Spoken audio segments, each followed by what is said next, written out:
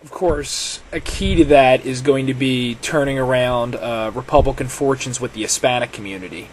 I know in New Jersey, back in 2006, Tom Kaine ran against Senator Bob Menendez, a huge liberal.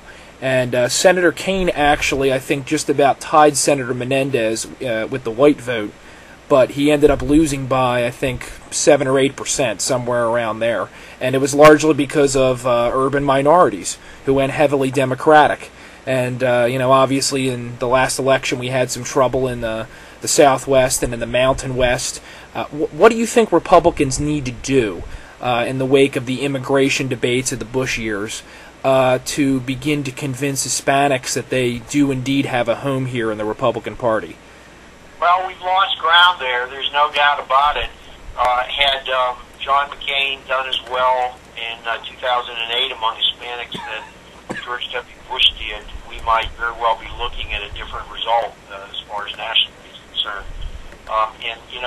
Senator McCain, I think, has been very, very open and very supportive of Hispanics. Hispanics have been supportive of his candidacies in the past, but I just think that the cumulative weight of what's happened the last couple of years to drag all of us down as a party.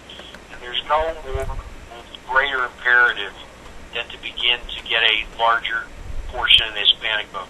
The good news is I do think that if you can get past kind of these surface questions, we have an enormous number of issues, I think, that we can use to talk to Hispanics to convince them that their true home is the Republican Party. They're very traditional. Most of them are Catholic, and they believe in strong families and traditional values. And I think that we have a very good story to tell there. Economically, I think they're interested in hard work and getting ahead, and having opportunities for their family, as opposed to counting on the government to game the system to give them special help.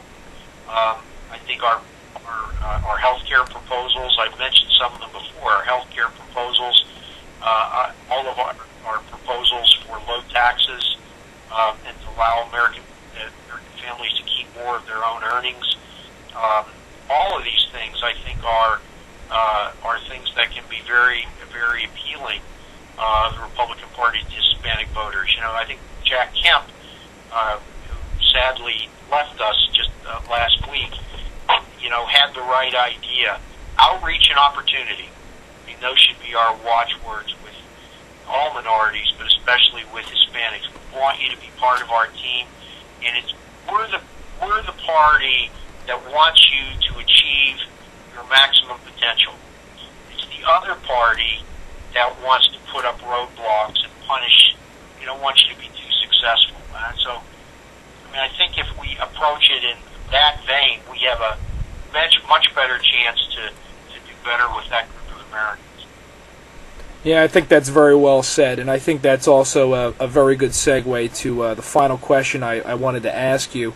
I usually ask everyone that we interview for the blog why they're a Republican. And I do that because being in a blue state like New Jersey, we're constantly doing missionary work. We're not only trying to compete against Democrats and trying to unite our party, but we're also trying to go out there to the majority of the population that isn't Republican and convince them, hey, we don't have horns. Hey, we're not out there to steal money from old people. We're actually, like you talked about, we're the party that wants to empower people. So since you are very involved in trying to convince people to get involved, in Republican activism, and since you have such an impressive resume, being involved with some of our great party leaders of the recent past, I thought maybe you could just explain to us a little bit why you got involved in Republican politics. Boy, you put me on the spot here, so I'll do my best to answer that build-up. I got involved in Republican politics because I believe that every individual has the right to achieve their maximum potential. That's what separates human beings from every other creature on the earth, that we have a mind and we have a soul, and our duty is to maximize the gifts that are given to us. And you do that by the government not picking winners and losers,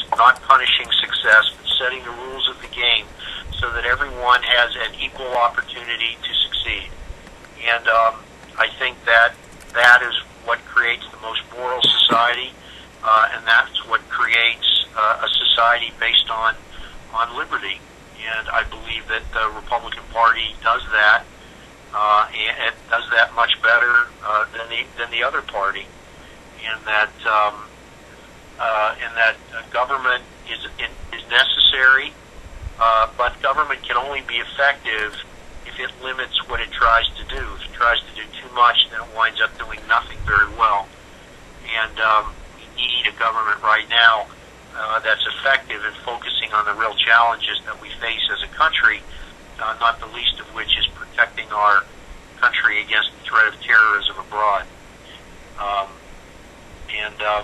So I guess you could say that government governs best, which governs least.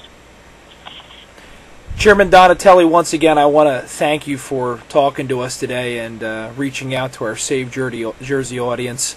I want to encourage everybody, too, to visit GOPAC.org. Donate if you can, learn more about their mission. Of course, any way we can help you out in our common mission here to try to turn states like New Jersey around. Well, I think, it used to be we won New Jersey more often than we lost in the 1980s, and we'd love to get back to that point, and I think we can. So, Matt, thanks very much. Thanks for what you're doing, and our real partner here in GOPAC, we're going to do whatever we can to be helpful. Fantastic. Thanks again, Mr. Chairman.